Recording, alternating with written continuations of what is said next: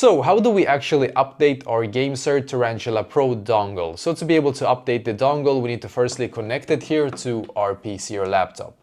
And once it's connected, make sure that you also click on this button here and hold until it's gonna start blinking really fast. And then on your controller here on the GameSir Tarantula Pro, click on this button and this button at the same time, until you can see the blinking light here. And now you're also going to click on this one. So it's going to start blinking really quickly.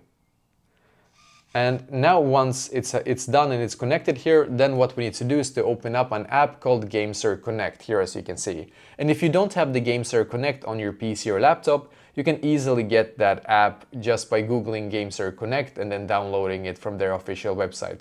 And you can see one of the features is that we can connect our Tarantula Pro to it. So this is the official GameSir Connect app here. And then what you need to do once you're connected is to click on firmware upgrade right here, as you can see.